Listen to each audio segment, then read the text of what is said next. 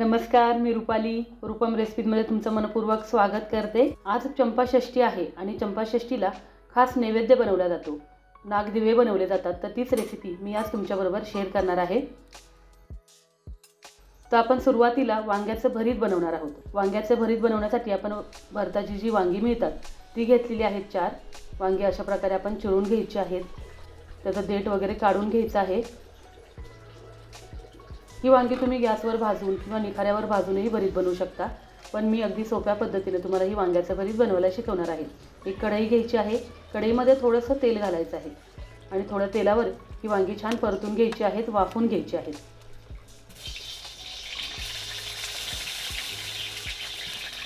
अशा प्रकारे आपण ही वांगी तेलामध्ये घातलेली आहेत। अगदी कमी तेल घालायचं आहे, जास्त तेल घालायची गरज लागत नाही।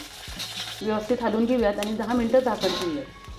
आपली वांगी वाफून होत आहेत तोपर्यंत आपण कांदा पात आहे ती साफ करून घेऊयात। अशा प्रकारे त्याचे जी गुडघ्याकडची बाजू असते ती आपल्याला व्यवस्थित काढून घ्यायची आहे, पिवळी पडलेली पानं काढून घ्यायची आहेत। मधून अधून एकदा वांगी आपल्याला हलवायची आहेत, खाली करपू द्यायची नाहीयेत, अगदी छान वाफवायची आहे। कांदा पात आहे ती छान साफ करून झालेली आहे, आता चिरून घेऊयात। आषाढ महिन्यापासून आपण वांग कांदा पात खाणं बंद करतो, म्हणजे चातुर्मास पाळतो।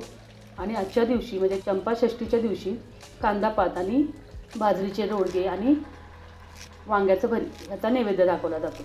तर आपली कांदा पात छान स्वच्छ करून चिरून झालेली आहे, स्वच्छ धुवून घेऊयात। वांगी पण आपली छान वाफलेली आहेत, व्यवस्थित त्याला स्मॅश करून घेऊयात।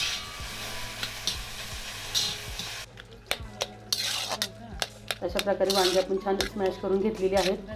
2 कांदे चिरून घ्यायचे आहेत। आपले कुठलेही सण आहेत ते आपल्या आरोग्याला धरून आलेले असतात।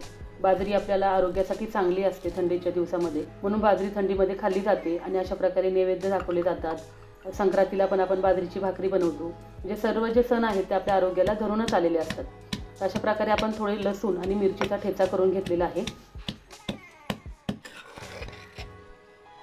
आता एका कढईमध्ये आपण थोडंसं तेल घालायचं आहे, तेलामध्ये अर्धा चमचा जिरे घालायचा आहे आणि आपण जो लसूण आणि मिरचीचा ठेचा करून घेतलेला आहे तो घालायचा आहे। मिरचीचा ठेचा छान तेलामध्ये परतून घ्यायचा आहे आणि आता बारीक चिरलेला कांदा पण घेतलेला आहे तो पण घालायचा आहे आणि कांदा अगदी थोडासा मऊ करून घ्यायचा आहे। भरितासाठी नेहमी कांदा जास्त भाजू नये, अगदी थोडासा मऊ करायचा आहे, कच्चाच कांदा भरितामध्ये छान लागतो। थोडीशी हळद घालायची आहे। आता हे छान परतून झाल्यानंतर आपण जे वांग स्मॅश करून घेतलेलं आहे ते घालायचं आहे आणि व्यवस्थित परतून घ्यायचं आहे। अर्धा चमचा मीठ घालायचे,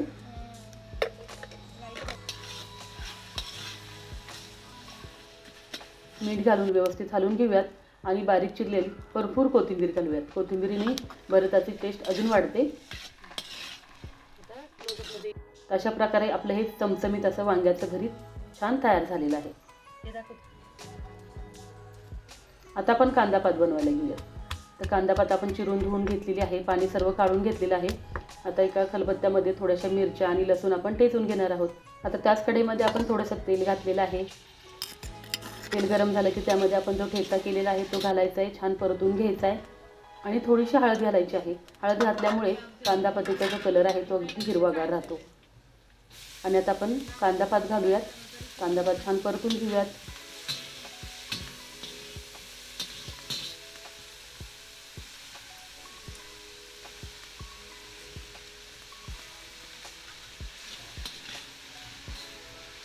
चवीनुसार त्यामध्ये अर्धा चमचा मीठ घालायचे, व्यवस्थित मिक्स करून घ्यायचे, 5 मिनिटं झाकण ठेवायचे। 5 मिनिटानंतर कांदा पातीला छान पाणी सुटलेलं आहे, हे पूर्णपणे पाणी आटवायचं आहे आणि आपली कांदा पात आपली तयार झालेली आहे। आता आपण नागदिवे बनवायला घेऊयात। तर त्यासाठी मी थोडासा गूळ घेतलेला आहे, एक 10 ते 15 मी नागदिवे तुम्हाला बनवून दाखवणार आहे। नागदिवे बनवण्याची पद्धत कशी आहे, आपल्या घरामध्ये जे पुरुष लोक असतात त्यांच्या नावाचे, मुलं असतात त्यांच्या नावाचे 5-5 दिवे बनवतात, देवाचे 5 बनवतात आणि आपल्या घरामध्ये जे जनावरं किंवा गुरंढोरं असतात त्यांच्या नावाचे 5 दिवे बनवतात। अशा प्रकारे दिवे बनवले जातात।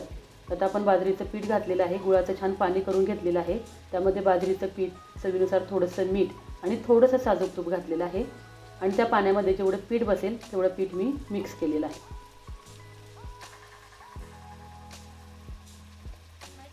अशा प्रकारे आपलं हे पीठ तयार झालेलं आहे, छान मळून झालेलं आहे. आता आपण दिवे बनवून घेऊयात. तर छोटे छोटे गोळे घेऊन अशा प्रकारे आपण दिवे बनवायचे आहेत. काही ठिकाणी मोठे मोठे दिवे बनवले जातात, पण आमच्याकडे अशी छोटी साईज दिव्याची बनवली जाते. हे दिवे खाण्यासाठी लहानपणी मी खूप मार खाल्लेला आहे, कारण असं म्हणतात की लहानपणी छोट्या मुलींनी म्हणजे लग्न न झाल्या मुलींनी हे दिवे खाऊ नयेत. त्याच्यामागचं कारण काय असावं मला कमेंट करून तुम्ही नक्की कळवायचं. हे दिवे तुपाबरोबर किंवा गुळवणीबरोबर खायला छान लागतात. चंपाषष्ठीच्या दिवशी हे दिवे अशा प्रकारे बनवले जातात. खंडोबाचे घट बसलेले असतात आणि आज ते घट उठतात. मग अशा प्रकारे दिवे बनवून खंडोबाची तळी भरली जाते. वांग्याचं भरीत, कांदा पात आणि बाजरीचे रोडगे म्हणजे छोट्या छोट्या दामट्या बनवतात. मी तुम्हाला भाकरीच बनवून दाखवणार आहे.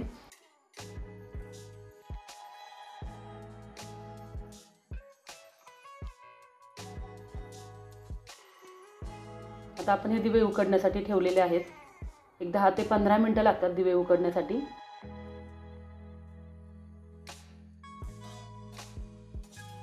अशा प्रकारे आपले हे दिवे उकडलेले आहेत. अगदी व्यवस्थित तुम्हाला दिसत असतील, हाताला चिटकत नाहीत म्हणजे आपले हे दिवे व्यवस्थित उकडलेले आहेत. मी तुम्हाला भाकरीच बनवून दाखवलेली आहे, पण छोट्या छोट्या दामट्या किंवा रोडगे बनवतात अशा जाडसर पुऱ्यासारख्या आणि तो नैवेद्य देवाला दाखवला जातो. तर छान आपला आजचा हा मेनू तयार झालेला आहे. खायला अगदी अप्रतिम लागतो. हे दिवे आहेत ते तुपाच्या वाती तयार करून लावायचे आहेत.